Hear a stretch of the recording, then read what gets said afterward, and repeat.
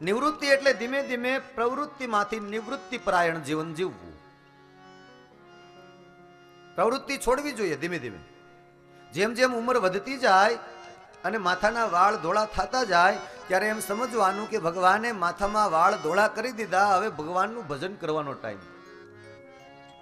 આપણે ત્યાં તો એમ કહેવાય છે કે 50 વર્ષ પૂરા થઈ જાય અને 51મું વર્ષ બેસે એટલે આપણે કહીએ કે 51, એટલે એમ કહીએ કે અમે વનમાં આવી ગયા. અને જે વનમાં આવ્યા છે ને એના દિવસો હવે ભજન કરવાના ચાલુ થયા છે. 50 વર્ષનું તમારું જીવન પૂરું થઈ જાય એટલે દીકરાઓને વહુઓને કારભાર બધો સોંપી દેવાનો અને તમારે ભગવાનનું ભજન કરવાનું. 50 વર્ષ પૂરા થઈ જાય એટલે 51, હિન્દીમાં 51, અંગ્રેજીમાં 51. આ બધા વંદના દિવસો છે. વંદના દિવસો એટલે એવું નથી કાંઈ કે ઘર બાર છોડીને વનમાં ભાગી જવું. ઘરમાં રહેવાની છૂટ છે.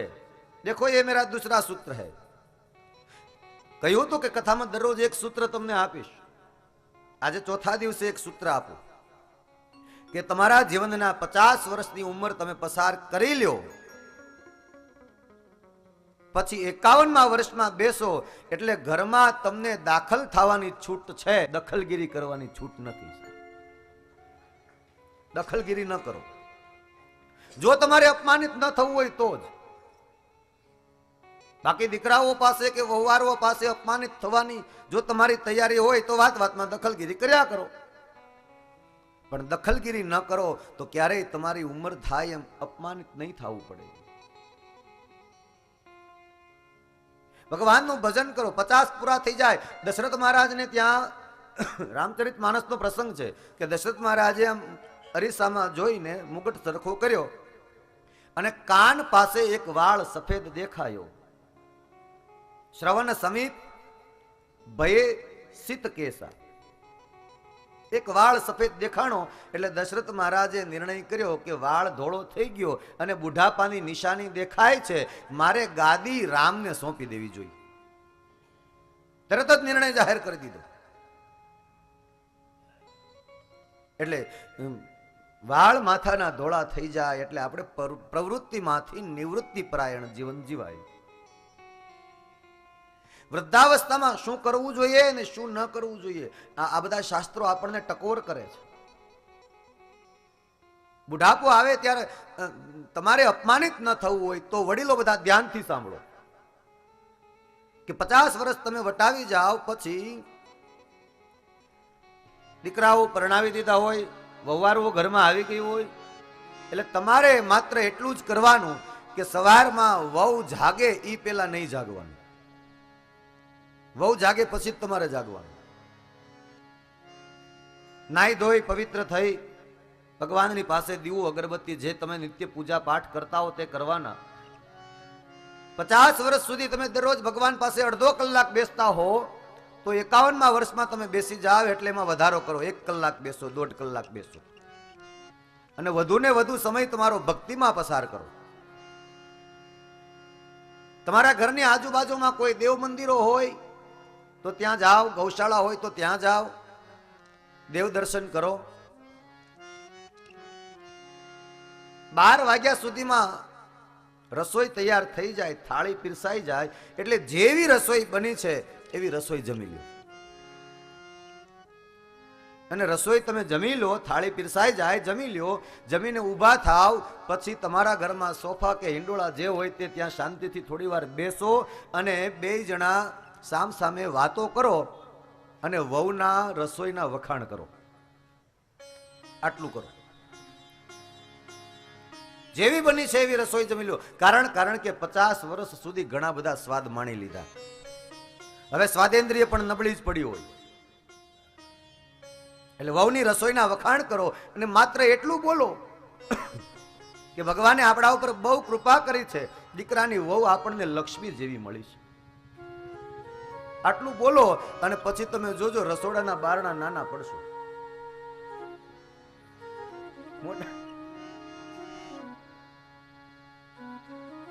એ વહુ એટલી રાજી થશે કે વહુના તમે રોજ આવી રીતે વખાણ કરો પછી વહુને ક્યારેક એના પિયરે જવાનું થશે તો 5 દિવસ રોકાવાની હશે તો ત્રીજા દિવસે પાછી આવશે, આ મારી ખાતરી છે સાહેબ. ત્રીજા દિવસે એના પિયરેથી પાછી આવશે કે મને મારા સાસુ સસરા વગર ગમતું નથી. આજે સમાજમાં એવી એવી કરુણતાઓ ઊભી થાય છે કે જ્યાં ને ત્યાં જુઓ ત્યાં સાસુ પાસે અડધી કલાક બેસીએ તો વહુનો વાંક કાઢ્યા કરે, વહુ પાસે અડધો કલાક બેસીએ તો સાસુનો વાંક કાઢ્યા કરે. પણ વાસ્તવિકતા તો કોઈ સ્વીકારતા નથી કે હવે આપણે પ્રવૃત્તિમાંથી નિવૃત્તિ તરફ જવું જોઈએ. તો નિવૃત્તિ પરાયણ જીવન જીવવું, જીવનમાં કરુણા રાખવી, એટલા બધા નિષ્ઠુર ન બની જવું, એટલા બધા કઠોર ન બની જવું. દેખો યહાં પર થોડા તફાવત. નિષ્ઠુર અને કઠોર આ બે શબ્દો છે. નિષ્ઠુર એને કહેવાય કે જેનામાં લાગણીનો છાંટો ન હોય, જેનામાં પ્રેમનો છાંટો ન હોય, એને નિષ્ઠુર કહેવાય. અને કઠોર એને કહેવાય કે ગમે તેટલાય સંકટો પડે પણ છતાંય એટલો એ કઠોર થઈ જાય કે ડગે જ નહીં. પરંતુ કઠોર થવું એ હજી યોગ્ય છે,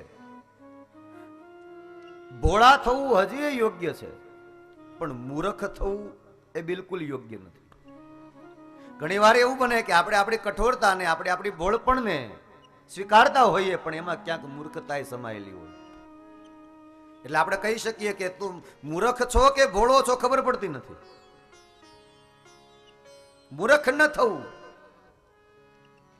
ભોળા જરૂર થવું.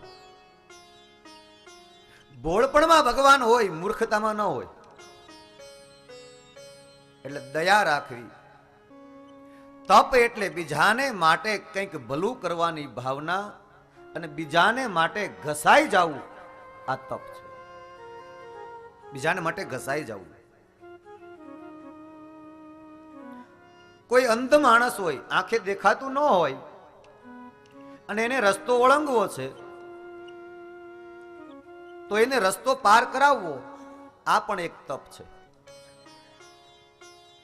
કોઈ માણસ ભૂખ્યો હોય, એને ભોજન ન મળ્યું હોય, એને ભોજન કરાવવું અને એનો પેટનો ખાડો પૂરવો, એ પણ એક તપ છે. કોઈને મદદરૂપ થવું, સહાનુભૂતિની ભાવના વ્યક્ત કરવી, આ તપ છે. સ્વાર્થ પરાયણ માત્ર પોતાના જ માટે જીવે એને મૂર્ખ કહેવાય. માત્ર પોતાના માટે જીવવા માટે જીવન નથી, જીવન બીજાને ઉપયોગી થવા માટે છે. અરે ત્યાંથી આગળ જઈએ તો પશુ પણ માત્ર પોતાના માટે નથી જીવતો. કોઈને કોઈ પશુ, કોઈને કોઈ પ્રાણી પણ બીજાને કંઈક ને કંઈક ઉપયોગી થાય છે. તો તપ એને કહેવાય જે બીજાને માટે કંઈક કરી છૂટે. પવિત્ર થવા માટે 1.5 કલાક શરીર પર સાબુ ઘસવાની જરૂર નથી, પરંતુ ઓછામાં ઓછી 1.5 મિનિટ માત્ર માટે પણ જો પરમાત્માની સામે બેસીને હરિ નામ સ્મરણ થઈ જાય તો પતિત પાવન થઈ જાય, પવિત્ર થઈ જાય. તમે 1.5 કલાક સાબુથી શરીરને ઘસો તો શરીર પવિત્ર ન થાય, ચોખ્ખું જરૂર થાય.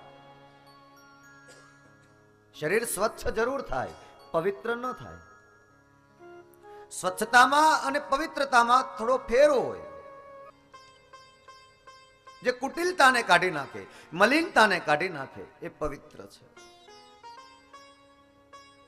શૌચ એટલે પવિત્રતા. હિંસા ન કરવી. આ વિષય ઉપર આપણે અગાઉ જ્યારે કળિયુગનું આગમન થયું ત્યારે જોઈ ગયા છે કે હિંસા એટલે કોઈને મારી નાખવા માટે જ વપરાતો શબ્દ નથી. કોઈના મનને મારી નાખવામાં આવે તો એ હિંસા જ થાય. તો અહિંસામય જીવન જીવવું, ભગવાનની કથા શ્રવણ કરવી. શ્રવણમ શ્રવણમ કીર્તનમ વિષ્ણુ સ્મરણમ પાદ સેવનમ અર્ચનમ વંદનમ દાસ્યમ સખ્યમ આત્મનિવેદનમ અર્ચનમ વંદનમ દાસ્યમ સખ્યમ આત્મનિવેદનમ. શ્રવણમ, પહેલી ભક્તિ એટલે ભગવાનનું શ્રવણ, ભગવાનની કથા શ્રવણ કરવી. કથા શ્રવણ કરવા માત્ર માટે જ નહીં, માત્ર કથા શ્રવણ કરીને મેં કહ્યું તેમ કે સાંજ પડે કથામાંથી ઊભા થઈએ, ઘરે જઈએ એટલે પાછા હતા એને નહીં. કથાના એક એક શબ્દનું મનોમંથન કરવામાં આવે, એક એક શબ્દનું ચિંતન કરવામાં આવે, એ કથાના એક એક પ્રસંગોને વાગોળવામાં આવે તો મને તમને જીવનમાં ક્યાંક ને ક્યાંક એ કથાના પ્રસંગો ટકોર કરે છે. જે રામાયણ વાંચ્યું હોય, રામાયણનું મંથન થયું હોય, માત્ર રામાયણ કે ભાગવત વાર્તાના પુસ્તકો નથી, યાદ રાખજો. અને જો વાર્તાના જ પુસ્તકો હોત તો આજે આમાં કંટાળો આવવા લાગ્યો હોત, આજે આ જૂના થઈ ગયા હોત, આજે આ ન ગમતા હોત. પણ માત્ર વાર્તાના પુસ્તકો નથી. તમે જ્યારે વાંચો, જ્યારે સાંભળો અને જ્યારે એનું મંથન કરો ત્યારે એમાંથી નવીનતા નીકળ્યા જ કરે.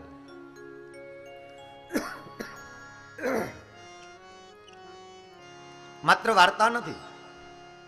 અને આનો કંટાળો નથી આવતો એની ખાતરી છે. કારણ કે તમારા લોકો માટે કદાચ આજે આ કથા નવી હોય, આપ શ્રોતાઓ માટે કદાચ નવી હોય, કોઈએ પહેલી વાર સાંભળી હોય.